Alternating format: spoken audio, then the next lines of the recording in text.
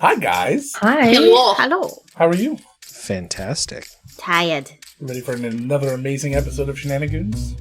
Sure. Always. All this fuckery. This time, Right? it's only been like a week since we played last, so we might actually remember what the hell happened. And it's only been like that's 5 true. seconds since what happened in game happened. Smash cut. 5 seconds. That's not even a round. Can we at least finish a round? Right? No, it's not around.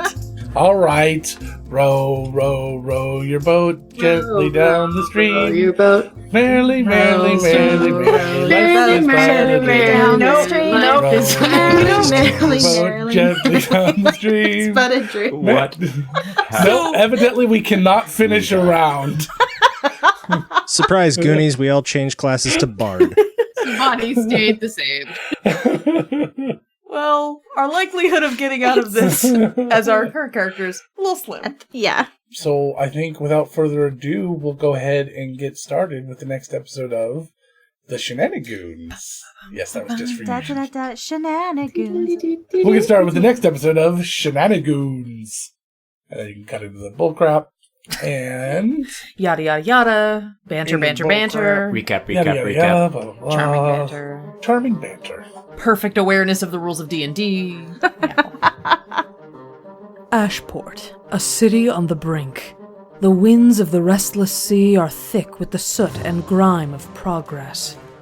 The continent of Valdara is a land of adventure and magic, and while it is dragged through the smoke and into the light of a modern age, the Birchfield Institute and its operatives, the Proctors, lead the charge. Well, so much for the element of surprise. Our reluctant drow guides escorted us to the edges of their underdark city, and had decided to escort us from this mortal coil for good measure. But Bonnie, bless her beautiful brain, leveraged her disguise as the long-lost drow named Reed to convince our new friends that the rest of us weren't so much her travelling companions, but more her servants. We were presented to a highbrow drow named Laetana, who showed immediate interest in Bonnie. Seems they don't get a lot of familiar faces from out of town. This priestess showed us to a house, and in the spirit of finding out more about her drow ancestry, Bonnie let Laetana draw a sample for bloodline testing.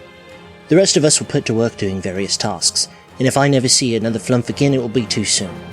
Arthur and Adelaide found Bupkis, his filing clerks, saved Tell for an iron flask of seeming important value, while Val discovered a possible avenue of egress from the city in the form of some hideously large bats. One of the household slaves, a halfling named Misery, brought us up to speed on master-slave relations in drow culture.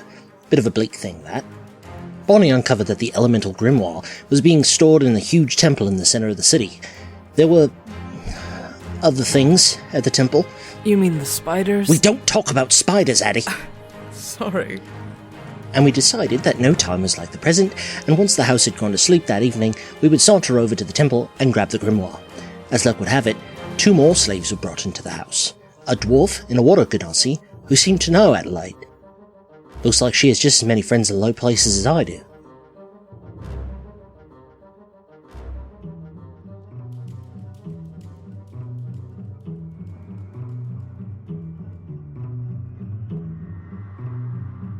Rita's still in her room. So everyone else is left, and as you do, you turn, you see this very beaten dwarf in this very plain type of clothing, along with a water genasi wearing the same, both bound, and the dwarf turns and exclaims, "Adelaide!" And as you kind of turn, Misery looks over at the two of you very questioning, and Adelaide, you recognize this gentleman as Ritfin Fargem, one of the people in your class. Well, actually, it was the class right before yours, I believe. It's only one person per class, so you would have trained together, but they probably break up into different classes, and then they take one person from each group. It's Aviposh, right? Didn't Aviposh beat you out? That's the one that... Yeah. So in your class, it was Aviposh that was taken, and then they made it, and you didn't. You recognize Ritfin from the Institute. He, at that time, you first met him, he was just becoming a bronze. But now you're guessing he was part of the silver group coming down. You don't recognize the Water Genasi woman, but you would guess she's the same. And once he realizes his mistake, he kind of calms down a little bit. And just relaxes. Adelaide's eyes go slightly wide, a little bit of a glare, like, what are you doing? But she does say in common, it's good to see you're alive, Ritfin. Our mistress will be very pleased you managed to catch up with us. And look like you better fucking catch on to what I'm throwing down. Kind of looking on her face. Oh, yeah. That's what happened, all right. I caught up. I don't think they're gonna buy it. They just tortured us for several hours, and we pretty much told them everything. So, Did about us? I don't know how you got here. Is there anybody in the room with us? I thought that Misery's there. Misery's the only one, and she's kind of staring at the two of you. Fucking hell! Oh God. And we've established that Misery speaks common. Very much so. But they're by themselves? They didn't get brought in by anybody? There's no guards or anything with them? They were here when they were being dropped off with Misery when you guys came out. Okay. If you're quite finished, the four of you can return to your quarters. Thanks. Yeah, that's probably a good idea. I'm going to go put on a shirt. I wasn't gonna ask. I need to grab something from my backpack. Oh, fucking fuck. They'll probably be in the room next to yours. All right. Thank you, Misery. Thank you, Misery. We can say thank you, right? If you wish. Okay. And Adelaide will look at Ritfin and just sort of, bye. Bye. Later. What is it that you're trying to get across to Ritfin at this point? Besides shut the fuck up. That, we'll talk later. This isn't necessarily safe company to talk because of Misery. You would guess that he got something along those lines. Adelaide will start heading back to the rooms, I guess. So you guys head downstairs. It is a while before anything changes for you guys downstairs. A while later, Bonnie, there's a knock on your door. Okay, I still have the disguise self spell on, so she'll go ahead and enter. Misery will open the door and walk in, but she just kind of keeps her head down. And behind it is a drow man who comes in and just kind of bows his head a little bit, and he just hangs a coat hanger with a beautiful dress on it up on the wall, and then he just nods again and leaves, and Misery leaves. She'll nod to both of them. Then go inspect the dress because Bonnie is a clothes whore. More free clothes. It is gorgeous, and it is very, very expensive looking. You would guess it's some sort of silk. And it's got this kind of beautiful cross design right across the chest. It's not the same as the others have, but it is a spiderweb style design. It's also completely spiderweb open back. She will put it on. Lothian wears Prada. It fits very well. It's a makeover montage, but just Bonnie by herself. So about 2 hours later, downstairs, Misery comes walking by, right past your doors, and then followed closely by the Water Genasi and Ritfin, and both of them seem to be wearing these iron torques. They're like a kind of a necklace that's got an open front to it. They're just very beautiful, stylish sort of pieces of jewelry. And she says, "These are your rooms." They're literally right next to yours. Says, "Anytime you're not working, you'll be here." And then she nods to them both, and she leaves. Misery, quick question before you go. She'll stop. Yes? I happen to notice that they're wearing additional accoutrement that we are not. What's with the iron dealing? You have not expressed any... You've not left any concerns for my mistress or yours, I suppose. So, can you sate my curiosity? What are they? I'm sorry? What are the iron necklace things? What are they? Oh. If they leave the property, then it will cast spells at them. Basically, it will destroy them. Fireball. Disintegrate. and those surrounding. that may be it. Holy shit. I forget the others. It's been a long time since anybody's ever had them go off. I would imagine those two would be enough. Well, thank you. My curiosity is quite sated. Mm-hmm. And she turns and leaves. Fuck. One might even say oversated. Gods be damned, how are we gonna get those off? Without them going off. Adelaide will go to Ritfin and point at a door. Just doesn't really matter which room, just we should be in a room right now. Where there's openings, but there are no doors. They're in their room. You're looking straight from one room to the other. Okay, then Adelaide will go into their room. So Riffin is kicking back on the bed. One knee is up and the foot is on his knee, like he's kind of just relaxing. His arms are behind his head. He's whistling. You seem in a very good mood considering where we are right now. Eh, why not? You're gonna die. You're gonna die. It happens. What are you doing down here? Why are there other proctors down here? We were supposed to go for the thing we were supposed to go for. I had no idea you guys were even down here. We were just told to come down, use some pieces of a map, and find whatever's past this area. They said there might be something here. Some sort of book. Who? Who sent you? Who else? We were given explicit instructions to do this, so somebody either went over our heads or there was a complete lack of communication, which I'm starting to see a pattern. Or a lack of trust. Adelaide rolls her eyes. I mean, this is the Birchfield. Hey, 2 is better than 1. It's dangerous location. I just wish we had a complete map that said, danger here. That would be helpful. How many were there of you? 6. Just the 2 of you left? Yeah, as far as we know. We saw the cleric die. Yeah. Oh, yeah? Arrows? How'd that look? Not great. Yeah. I couldn't cast my spell in time to stop it from finishing him. She looks a little upset by that. There was some sort of poison on the arrow as well. Oh, yeah, their poison is nasty down here. So I've heard. Comes out of the big spiders. Oh. Good. Perfect. And they have a couple that are invisible just to make things even more fun. Oh, that's lovely. Oh my god. A big pardon? Yeah, there's at least 2 of them across the way over in the stable. I had to clean their stalls today, and luckily the guy working with me knew really well how to tell when they were coming, because I couldn't see fuck all. Nope.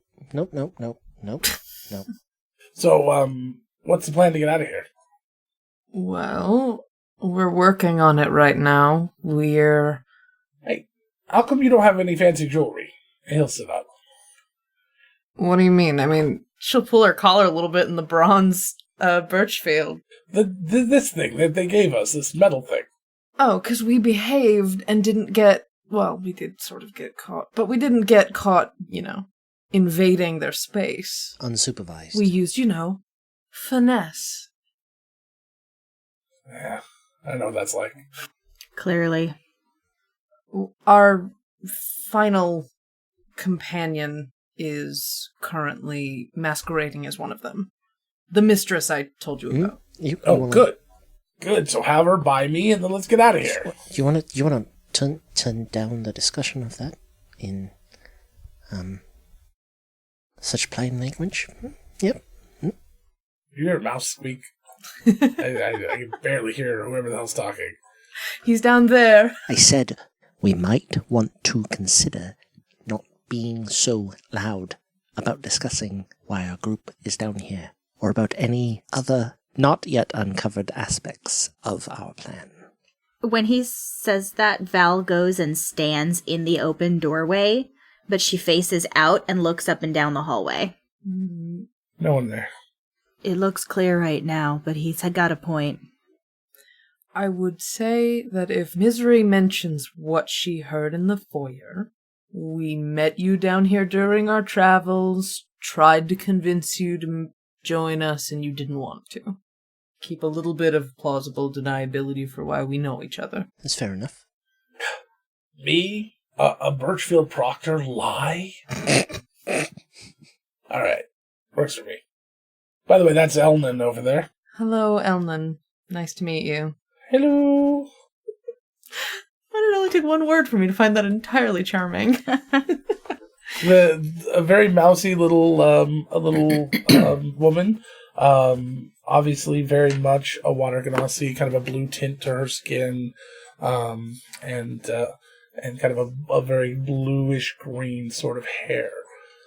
She's just very much exudes what you would expect out of somebody that connected to the plane of water.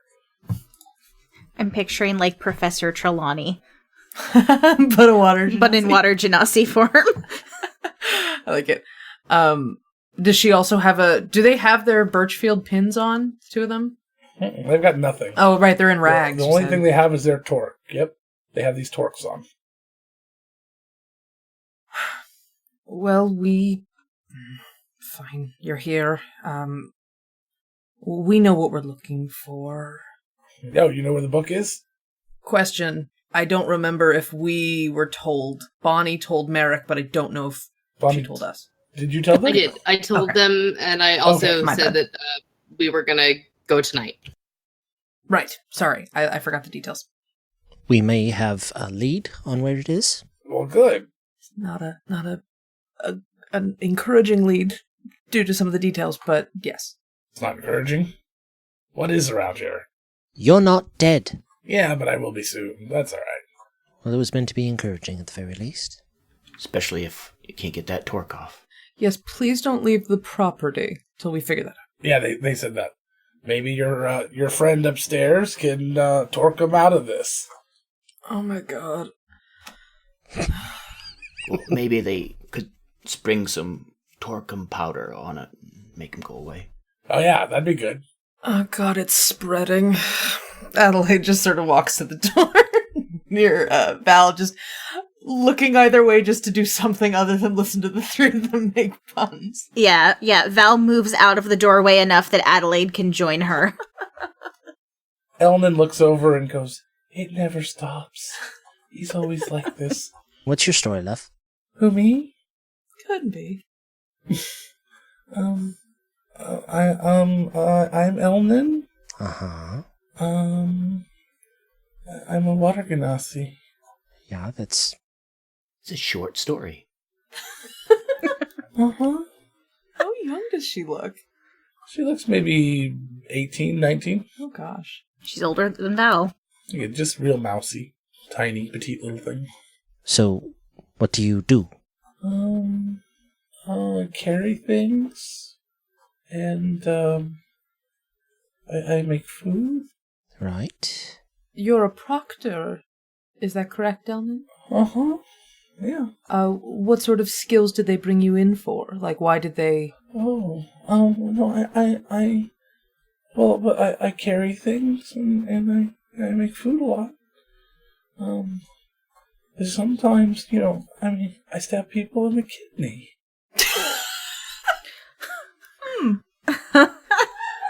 That is an effective method. Mm-hmm. I think I like you. Okay. Well, welcome aboard, Elman. Oh, thank you. Choo, choo, choo. How do you know about that? Know about what? She said, "Welcome aboard." Sound like a train. This went from cute to incredibly unsettling very quickly. But I love her anyway. So, I don't want to explode. How do we get this off? Carefully. Yeah, that's the smart-ass answer I expect from Roger. The slightly nicer answer is we don't know yet. How is that a nicer answer? It's a more truthful answer. I don't know that it's nicer. I like your answer better. Fair enough. I mean, nobody in this room has any means of turning off magics or clearing something of some enchantment. All right. I take the shaking heads as a no. Yeah, that's not really my forte. If you need me to heal somebody, that I can do, but getting rid of magic is not my strong suit. So, is it could it be your Forte 1 or Forte 2? Or Fortissimo? No? Alright. Tough crowd.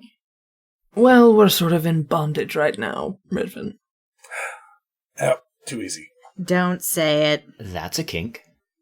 Yeah, it's too easy. Well, I got nothing. I mean, I could probably pry this thing off. That would probably make it explode, I imagine. Ah, so probably not a good thing to do. Probably not. Presumably either was it just something they put on you, or did they put it on you and then cast something on it, or say a word, or anything like that? No, they just put it on us. I don't know. They seem to use really special gloves. They put them on before handling them. Okay. That's at least something. I think they would have had to put him on while here if the trigger is to leave the premises. Did Misery do it? No, some ugly guy downstairs did it. Big son of a gun. Huge. Alright, so muscle we haven't seen yet downstairs. He was like 5'4". Yeah, huge. Not listen to me. Alright, so there's a party tonight. Reed's gonna have to be in there, keeping people happy and placated with her story, but the intention is to make our way out during the party, so that might be just as good a time also to attempt to retrieve something. Merrick, you're pretty skilled at quietly retrieving things. Sure. I think you could give a swing for the gloves. Yep, so gloves, iron flask, my clothes. Just the top part. Anything else? I do need to steal some of those flump sacks. Oh, Flump sacks? What were you doing in the kitchen? Removing flump sacks from flumps. so exactly what we did in the last kitchen. Except less explosively. They're very delicious. That's what I was told. Takes all kinds then, I suppose. Right, I will swing downstairs, see what I can find. Those gloves do sound useful. Maybe if you can get a hold of some of those flump sacks, you could use them like, have you guys ever played pranks with like those little smoke bomb situations, or like the stink bombs? Oh yes. Yeah, a couple of those might be useful for distraction or, deterrent purposes. Sure. I mean, now the question is whether you'd use it to keep them away from a location, or if you think that would just make them pay more attention to that location. Like, man, the drow toilet's clogged, can't do, you better not go in there, and then we just dig our way out. Right, well, Didn't say it was a good idea. I'm gonna go to the kitchens, see if I can get some ammunition. I'm gonna go back to my room and wait for the little bell to ring. Alright. Merrick's going to go to the kitchen and then take a look downstairs to see what he can see. Okay, so you head upstairs and head to the kitchen. Misery and the cook are in the kitchen right now. As you open the door, Misery looks over at you and cocks her head a little. Did you need something? She is up to her elbows in flour and egg dip. Could I assist? I was sitting in my room, being not of any use, and I would very much like to be of use. He kind of looks over the cook, and because of the rapport you built with the cook earlier, he nods and says, "Please, I have about 1,000 of these to fry, so that would be very helpful." I will sit. You get there, it looks like they've cut the flumps into fourths, into quarters, and they are egg washing them, and then dipping them in some sort of batter, and then frying them. Flumphamari. Right? On a large vat of deep fry. He will assist, but he is also on the lookout for those sacks that they had taken care of earlier, the stank sacks. Okay. Looks like they may have been put into some sort of trash can off to the side. They're just sitting there. Okay. I will attempt to squirrel away 2 or 3 of them. Okay, you'll probably have to wait till after you don't have egg all over your hands. So it'll be towards after you're cleaning up. Yeah. Misery says very little. The cook will make some small talk with you, but Misery says basically nothing. So it's about an hour's worth of frying that you're up there. You're going to kind of clean up, and then make a sleight of hand check. I can do that. A 15. Doesn't look like anybody saw. Yep, then I will put them into whatever amounts for a pocket on these pants. Or if there's like a small flour sack, because we were just battering a bunch of stuff. There's all sorts of things you can take and wrap it up in. Yeah, then I will do so. Stick it down your pants or something. Okay, yeah. Alrighty. So, downstairs, are you guys doing anything over that hour? Adelaide's trying to go through her stuff and see if she has anything that she can tape a hand axe to the small of her back so it'll go under whatever clothes she wears that day or that night. There's not really anything down here. If you wanted to kind of excursion out into the rest of the servants' quarters, you might be able to find something, but there's nothing right where you guys are at. I have cave fisher filament. I will never get it off if I use that, but thank you for the offer. That's a good point. Yeah, I'd like to snoop around a little bit in the servants' quarters area. Okay. So you snoop around a little bit. There's a full quarter down here. There's a small kitchen. It looks like a little gathering area, coffee table, or not a place to have coffee, like a little table area. And as you continue to explore, you see there's quite a few servants' quarters. You're not sure if some of them are a little nicer, and you're not sure if they don't look used right now, but it looks like they could have quite a few. At the end of this kind of section, it actually opens up into where Val had described the outdoor area. So this area does lead to that in a kind of a roundabout way. Okay. It's a good exit. And while you're looking around a little bit out there, you don't venture too far because of what Val said is out there. Invisible spiders. You do find some tar, which would work. Oh, that'd be gross. The cave fisher filament might be a better solution. Yeah, that's what I'm thinking. Sure. Yeah. Just think, you can never drop your weapon. I will note the fact that there's an exit through to the stables in the back, and go back to the room and gesture with her hand like, all right, fine, give me the filament. I hand her some of the filament.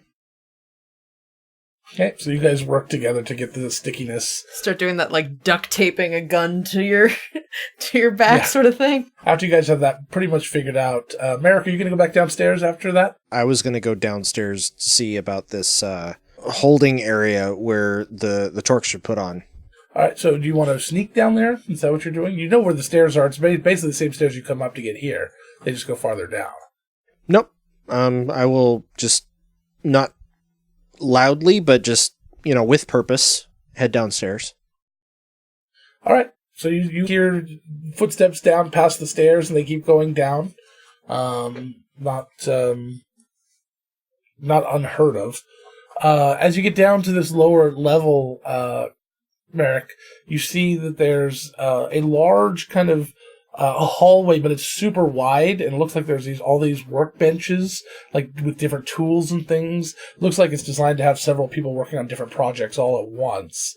And at the end of it, it turns and goes into a little room. And inside of this room, as you kind of make your way down there, is this ugly kind of hunched creatures, all green and kind of a bluish green skin, with kind of a twisted face and this long nose and this really pronounced chin.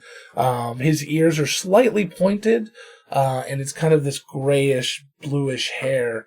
And it looks like he's writing in a notebook or something at the table there, and there are all sorts of different torture implements around, and tools, and necklaces, and there's shackles attached to the wall, or there are these torques hanging on the wall. You see several pairs of gloves laying out at each different station, but it looks like this is their guy that handles the gross business. Now I will start to sneak. Give me a stealth check. That's a 25. I will try to sneak over towards where the gloves are. Were the gloves and the torques in the same general area? There is a set of gloves by the torques, yes. Then those would be my first guess for getting those. Okay. As well as if there looks like, given my familiarity with thieves' tools and like locking mechanisms, if there's any sort of like tool that looks like it might be used for the torque. You don't see any tools around at all. You would guess it's just the gloves. Okay. If it's that station, then yeah, if it's where everything is, it's these torques hanging on the wall, this little shelf with a couple of gloves just kind of laying haphazardly on top. You would guess that he doesn't look like the type of person that puts things away really well. So it would still be either out or maybe sitting with these tools, but it probably doesn't have its own place elsewhere. And do these gloves, when I pick them up, look like they would, from a distance, of course, fit on somebody's forearms of that size? Yeah, you would say so. Like Dr. Horrible's gloves, like type situation? Yeah. Those were welding gauntlets, by the way, but yeah. No, absolutely. They do seem like they would fit that high up, no problem. Cool. Then I will put those into the same pouch as the flumph. I am going to need a sleight of hand check as you pick them up, though, okay, since that's a little bit different with them disappearing out of his view. It's a 14. You think you have them? You kind of like grab them, you pull them a little bit, and then nothing happens. You slowly pull them the rest of the way off the shelf. Nothing's happening. He didn't get up. You would guess this. I mean, looking at this guy, he's the type of guy that if he saw that, he'd be up and moving, and he's not going to be subtle and sneaky about it. So you're pretty sure you got him. Okay. And then I will stealth on out of there. As you kind of turn and start stealthing back, you turn the corner out of his view, and you take just a slight breath. Way down at the end of this hall, by the stairs, kind of floating down the stairs, is the biggest flumph you've ever seen. And it seems to be coming your way.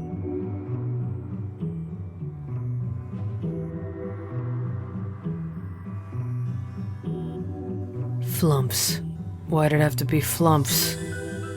Well, one, because good old-fashioned storytelling symmetry, but more importantly, because this is Logan's mindscape, and we're stuck in here, surviving it. Send help. You may have guessed, dear Shenanigoons, that you have reached the midpoint of this fine penultimate episode of the Conversations arc. Angela here with a brief and very heartfelt thank you to all of our listeners. Your patience, your signal boosting, your reviews, and your support mean the world to us. Keep being awesome, and thank you. As promised, we finally got some of your kick-ass listener suggestions into the show, so a particularly big shout-out and thank you to a couple of folks who helped inspire our pair of silver-pinned proctors. Thank you, Daniel, at Madcap911, with 2 Ds in Mad, for lending us Ritfin Fargem, Dwarven Rogue. And thank you to Sigrid, at SigridGE, for giving us the name for Elnin, the Water Genasi Rogue. A pair of cards they are. I love them dearly. In the midst of recording this mid-break, I can report that another very cool show on the Nerdsmith Network is currently streaming on Twitch. Countless Heroes is a West Marches-style D&D campaign with over a dozen players swapping in and out each session. And you don't have to worry about waiting too long for the next episode. Logan and the party stream 5 nights a week. Well, 4 nights and a Saturday afternoon. If you check out the show on nerdsmith.org, you can catch up on the story no matter what your constitution score. If you like binging, we have over 100 hours of gameplay already to watch on YouTube. Prefer a quick read? You can check out our adventure journal, which includes all our session summaries and some downtime fiction, telling the tales of the hero's adventures between episodes. And if you like watching us players but don't have the 100 hours to spare, every other Monday, Heather and Tessa host Countless Chronicles, a streaming recap show on Nerdsmith's Twitch channel and then on YouTube that gives you a quick, casual rundown of the events of the last week or two in Countless Heroes. The most rewarding part, personally, about getting to play way too much D&D with my friends on Countless Heroes is that we're trying to use our phenomenal cosmic power to put a little good back in the world. As we've mentioned before here on Shenanigoons, subscribers to our show help support us in making the show, but also help support nerdsmith.org so we can keep the network lights on. Countless Heroes is a little different. If you include Countless Heroes in your Nerdsmith subscription, or subscribe to them on Twitch, all proceeds that would normally go to the cast of that show will be donated to charity. They are currently supporting the Trevor Project, which provides crisis intervention and suicide prevention for LGBTQ youth. Young people who suffer from depression and are in need of help can turn to the Trevor Project and their life-saving services. When you subscribe to Countless Heroes at nerdsmith.org or on We Are Nerdsmith on Twitch, you are not just supporting us and the show, you are joining the fight to defend LGBTQ youth. I didn't mean to be underhanded when I doled out this little bit of trivia, but yes, you heard right. This is the second to last episode of this arc of Shenanigoons. It's not too late, however, to submit your ideas for NPCs, locations, and magical items for the Birchfield Lost and Found. You can use the hashtag Shenanigoons or tweet at us at @TheShenanigoons. We will be sifting through your glorious ideas for the next adventure our party undertakes. But let's not get ahead of ourselves. Back to the action. Will our dear Merrick end his encounter with the giant flump stinking to high heaven, or just end up at the pearly gates? Let's find out.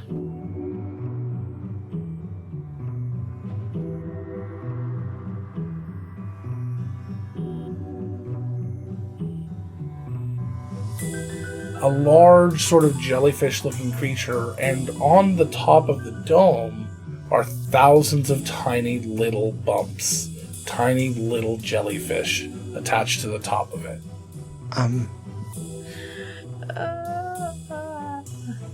I will take one of the flump sacks. No, I will take both of the flump sacks out of my bag and attempt to roll one of them behind the guy and put the other one behind a table leg or something, not where it's going to smash, but where it's like, oh, this might have dropped and rolled here because somebody came downstairs with a snack tray or something. I thought we were going to get a Walking Dead sort of situation. Like, if I coat myself in them, they won't see me. That shit stinks. That's where I thought he was going with it. No. All right. So, so give me a sleight of hand check to be able to roll one behind him. I want to do the table leg first, if that's okay. All right, go for it. Fucking hell. I wasn't going to have you roll for that one, so. Okay. I'll place the table leg, and then I'll go ahead and roll for the, Okay. That's an 11? Ooh. So you get it over there, but he kind of like looks up, and he's like, he just starts sniffing at the air a little bit. Oh, no. If we had only planned for this. How do you plan for the world's biggest flump with babies attached? I have an idea for what I can do next, but it's not going to be great. Doesn't bother me. So you hear this just burly but very short creature, this kind of hunched over creature. Strodham, you have an accident again.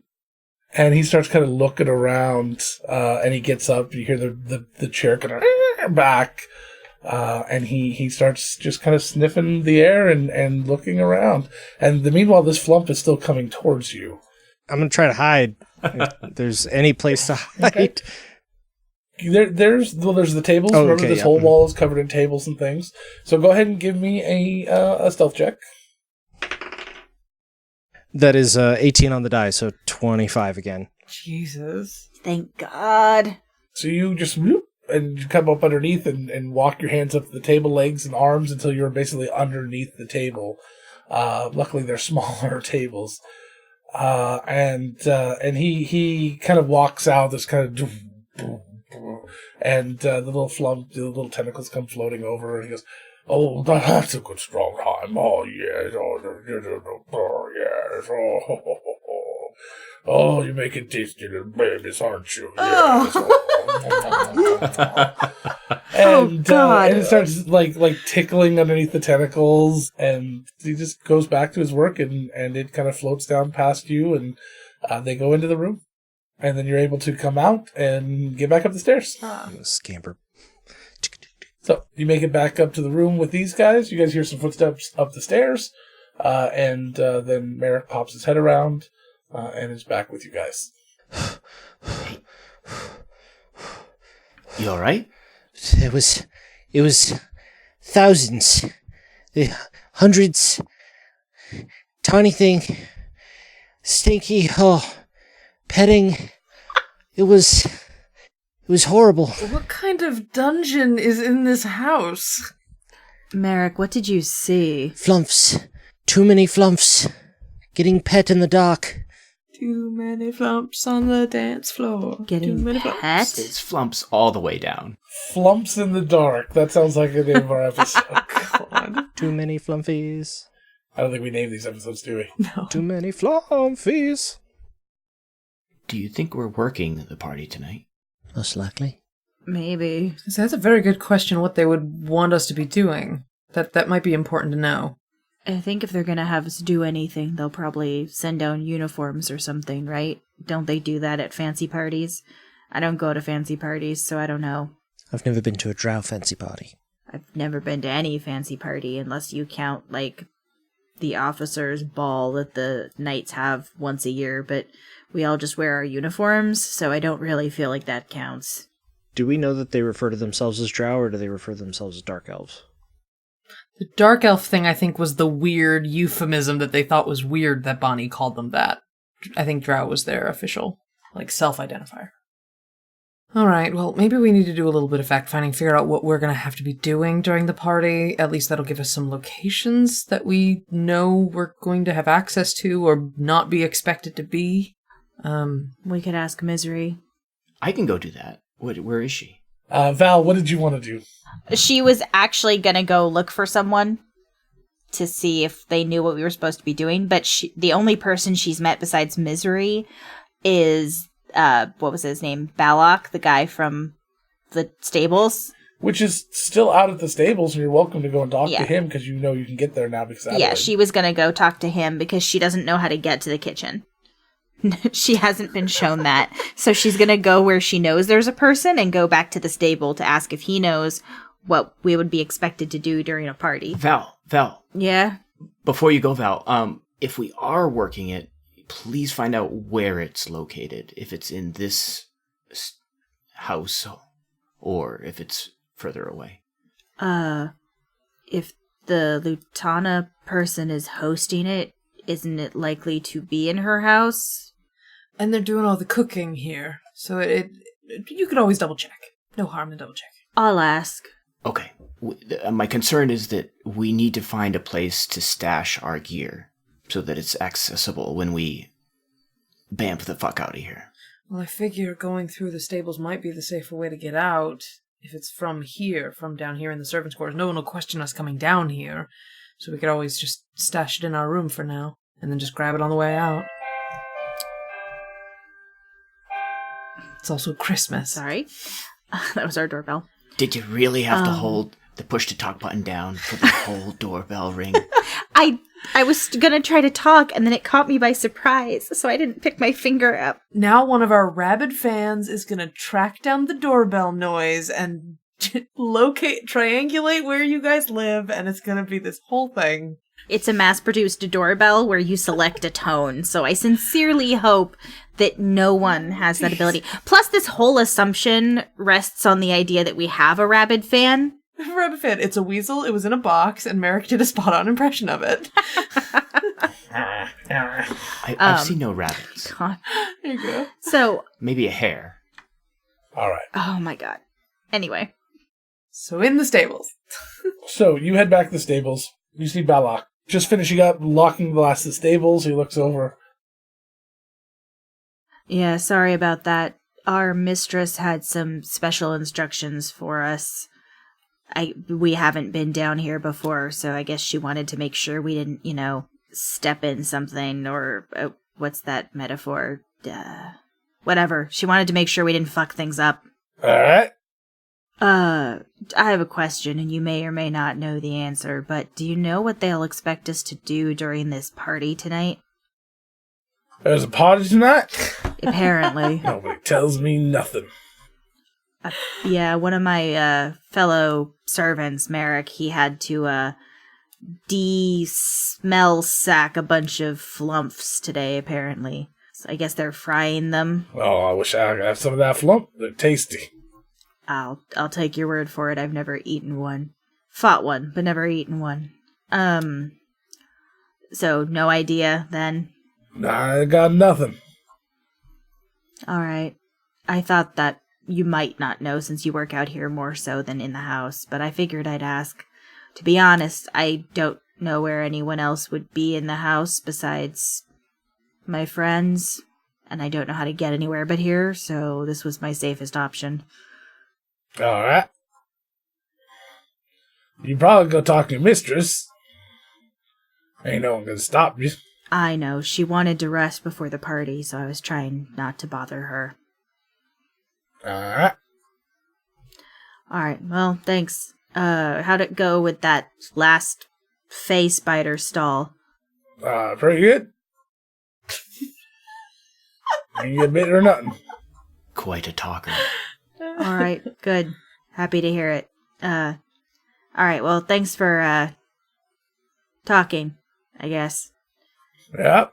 I'll see you tomorrow morning. I don't know how time works down here so much. Yep. Alright. Dark and early. Sounds good. She'll turn and go back to the house. What? He didn't know. He didn't even know there was a party. That was a waste of my time. Arthur, you're free to go talk to Misery then, maybe. All right. This is how we pad the time between now and the party. So Arthur will. we each take turns. No one can act. That's fine. Someone else say. I'll just go try to find Misery. So you walk past the several rooms and things. You find Misery out in the common room, just sweeping up the foyer. Did you need something else? Yes, pardon me. I was just wondering, I wanted to be prepared and maybe take a bath before this evening if we were going to be working the party. There are ways to clean yourself downstairs. I don't know if you'll be working or not. No one has told me. Oh, I see. Thank you. I will find out, though. Yes, could you find out and let us know? Because, yeah, we've discussed it and we would all like to be prepared. Of course. Is it here? Yes, it's here. All right. Thank you very much. Mm-hmm. And he'll go back down. Okay. That poor girl. Misery's going to let us know later when she finds out. And it is taking place here. That's all I could gather. Alright. So if we're working the party, it might be harder to justify all of us suddenly not being around unless we come up with some sort of distraction. And once we're all gone, presumably alarms or warning would be sounded, and we'll have to make a very quick break for it. Yeah. Oh, God, we're all gonna die. Possibly. At least the ones with torques around our necks are. She lets her... At the moment. Yeah. She lets her head in her hand for like 1 second and then just kind of goes, nope, okay, it's all gonna be okay. Maybe we could get the torques onto somebody else. We should probably try them. If we try them and they're not the right ones, or if there's something else to be done with them, we run the risk of setting them off. So... I'll do it. There are a lot of other people affected by that decision, though, Arthur. Just leave the room. The dwarf, he seemed more than willing to die. Are you? Well, no. But somebody has to do it. Arthur, I'm a healer, but I can only do so much. If you get hit by a fireball and disintegrate, I don't think I can fix that. Alright, well... I am not very wise. Neither am I, but I don't want to be in a room with a fireball. Yeah, I'm not sure what either of those spells do, but they seem pretty self-explanatory. Yes, I would not Maybe imagine... I could hide behind a wall and just reach around and just... What are you guys talking about? Well, we have the gloves, and we were discussing how best to try testing them to get that off you and Ellen. I will pull whatever gloves I grabbed out of my bag. Right? He looks at me and goes, oh, yep, those are them. You guys Can't we just give him the gloves? And she points at Ritfin, so he can take them off himself. Yeah, that's the idea, right? Hadn't thought of that. Sure, that works for me. Elnan, Yes. can you do me a favor? I can try. If we all get out of this safely, and he doesn't, Yeah. can you make sure everybody knows that he agreed to this and this wasn't on us? I suppose. Okay, I just want a secondary witness to this, so we don't get called out for whatever happens right now. Dwarf aside. Okay. Thank you, dear. So you hand the gloves over to him, he starts putting them on, and he kind of stops and, if I take this off now, I can't be seen. Should we wait till, we're ready to go? Couldn't you put it back on? If you could take it off, you could put it right back on. I suppose. If I die, then yeah, it doesn't matter either way, does it? All right. Where should I don't know. Don't stand in the center of this little group here. right here? You want me to do it right here? Is that what you said? No, thank you. No? All right. How about I go way the fuck over here? And he'll start heading that way. Sure. Is that down the hallway or? It's down to the other side of where the nicer rooms are. Okay. All right. And he puts the gloves on and he reaches up and he puts his hands on the torque. He goes, "This is really stupid." And he slowly starts to bend it open and slides it off his neck. Oh, God. Okay. Can you put it back on? Yeah, that's not going to happen. Okay. Fair enough. I don't blame you. And he goes, this was the door out, right? Yes. All right, see you later. And he puts the torque and the gloves down, and he starts going for the torque. I go for Ritfin to try to stop him. All right, what are you going to do? Just, try to reach him for a shoulder and try to... He's 30, 40 feet in front of you, and he's going pretty quick. Then I'm going to fucking dash and use an action surge. No, I'm not. I'm just going to dash. Okay. I'm not going to waste an action surge. You catch up to him, but he gets the door open. He's, almost out. He's like, "What do you expect me to stay here and let him kill me?" What the hell are you going to do? You're just going to... What? Get away. You're just going to try to get out of the city of Drow by yourself. Yep. Logan, how far away is he from me? Maybe about 60 feet. Okay, Val casts command and says halt. All right. He stops. That's not funny. Val, I'm not sure that's necessary, but Ritfin, how many of you died in the city or trying to get here? And there were 6 of you. So 6 minus 2 is 4. 4 died. Right. You by yourself, that ratio's not great. That's why I'm going to get out. No, it was them being loud and obnoxious that got them... All right, I see your point. And he starts walking back inside. Yeah, it only lasts a round, so just long enough to get some words in. All right, well... He puts the gloves back on. I don't like this plan, by the way. I don't even know what the plan is. We never do. It's a work in progress. I hate those plans. We don't blame you. He starts putting the torque back on. Thank you. At some point, I do get to chuck this somewhere, right? Yes. You can chuck it right at something, I promise. Awesome. Even better, you could try to put it on someone's neck. Well, let's try to get out first, then we'll worry about fireworks. Maybe we could blow up the invisible spiders. Yeah. All right. Adelaide. Yeah. For the record, I would like it known that I volunteered my life to trade this off. When you're speaking to Robin, maybe a little extra half a pin or something. Mm-hmm. All right, so we're going to cut over to Bonnie. So Bonnie, you've had all sorts of fancy makeups and fancy different things brought to you, oils and different perfumes and things just for you to try out and decide what you want to wear for tonight. Once she's satisfied, then we'll just take a deep breath. And have I been given a time For what time the party begins? You've been told about an hour. So she'd wait till about maybe 5 minutes before she should go downstairs and just go and refresh her disguise real quick. The disguise self. So it's a fresh spell. Right. And then basically be ready. Oh, Misery would have come down and told you guys that you will not be working the party. You just stay down here.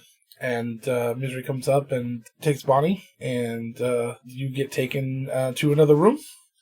And inside this room is Nendra and Jazira, who you met before, along with Lutana, and several other women, about a dozen other women.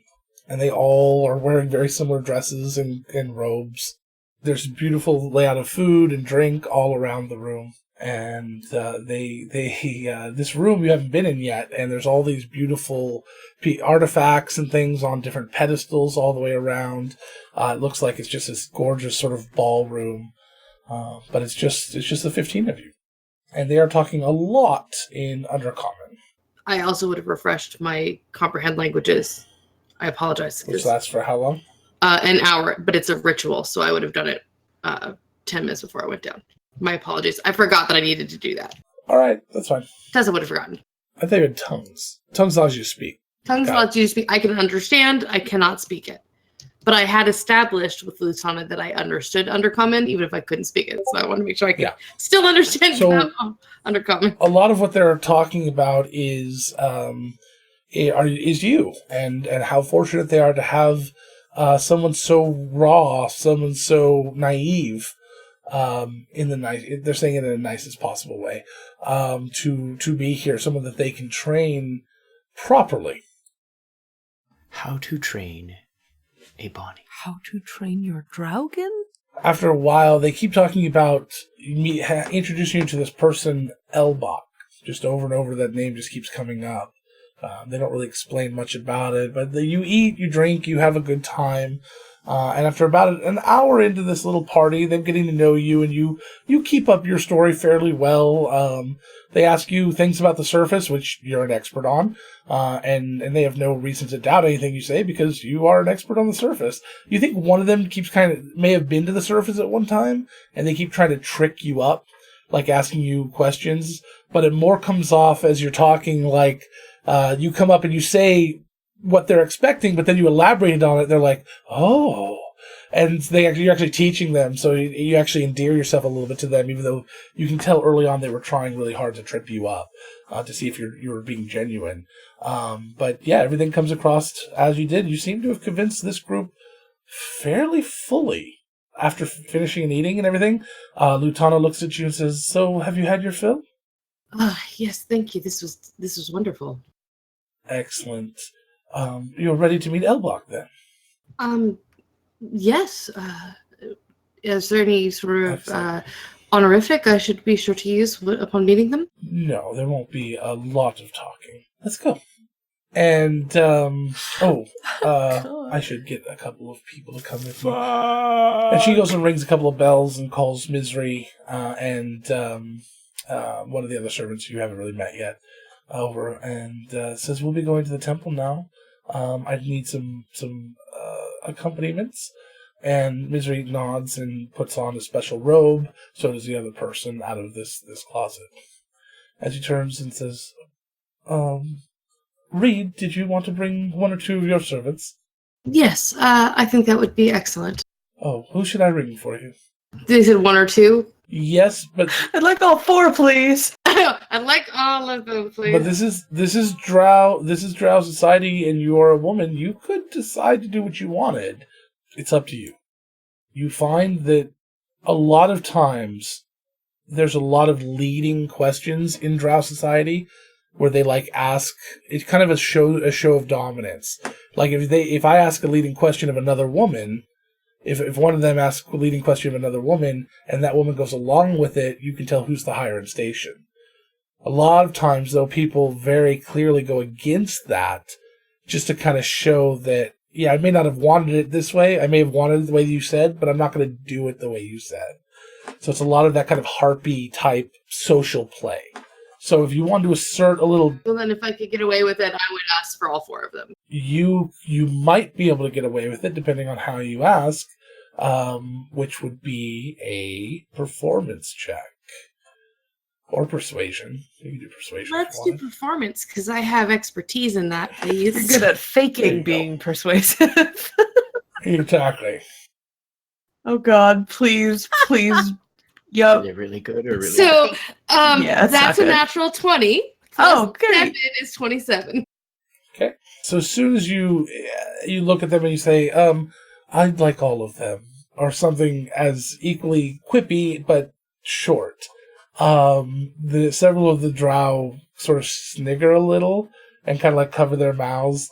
But Lutana does not look happy. And she walks over and she pulls the blue silk fairly stiffly, which seems to ring all 4 of your bells. Too bad.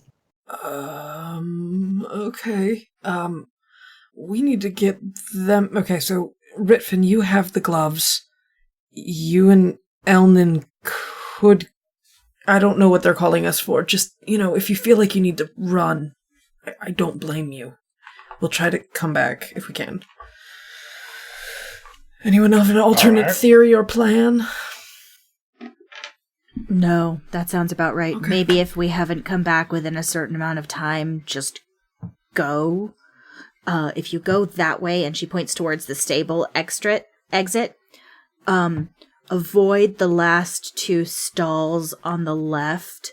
Those are the ones with the invisible spiders. Just don't go near them if you can help it at all, because you really cannot see them. Oh, they sound very nice. So where are you guys going? Not sure. We're gonna go up and see what they want. Oh, all right.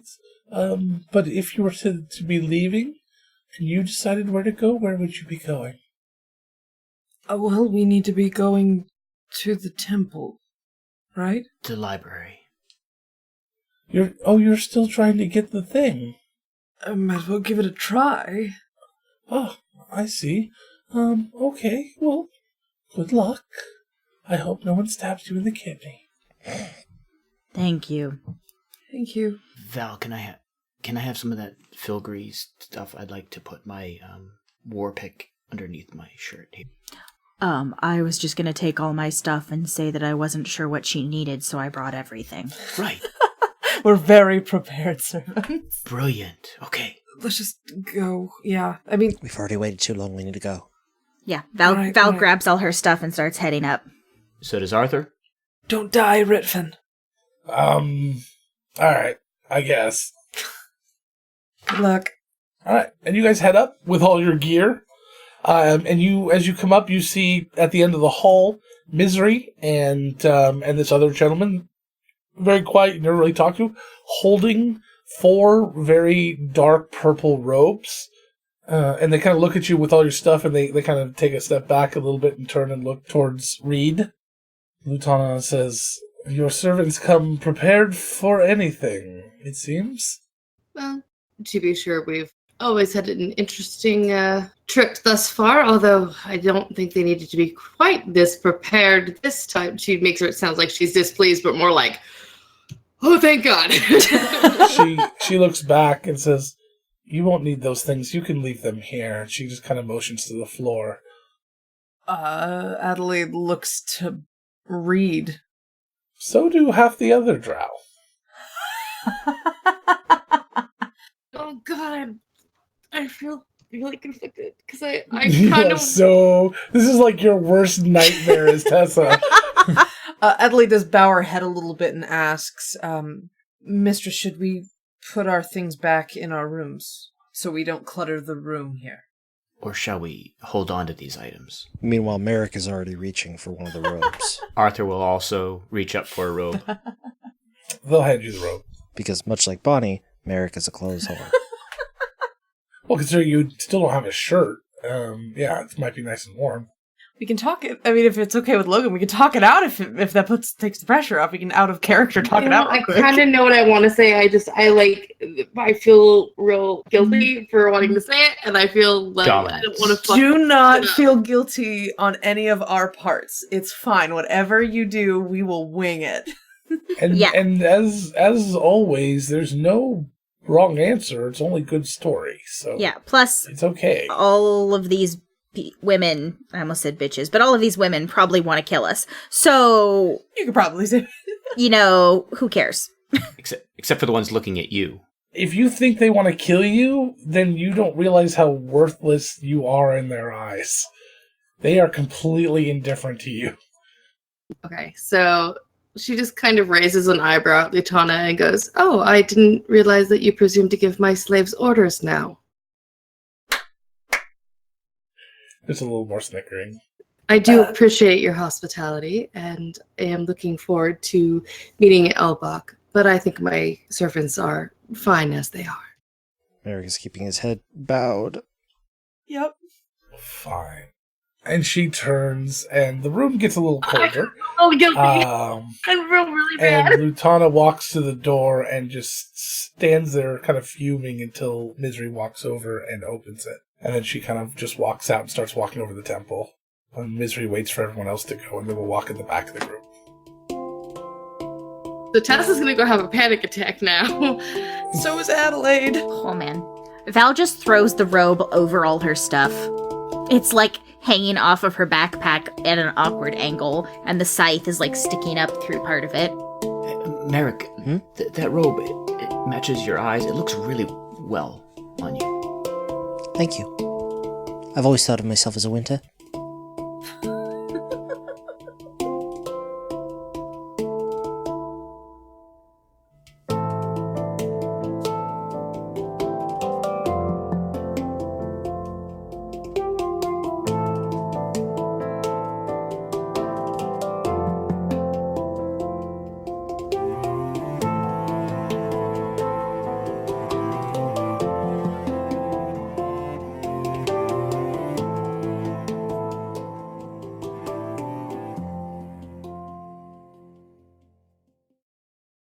So you already love D&D, obviously, but you want to sharpen your skills as a DM or player, right? Enter Dear DM, a Dungeons & Dragons advice podcast where I sit down with your favorite dungeon masters and answer D&D questions asked by you. Natural 20 is nudist. A plucked Kanku.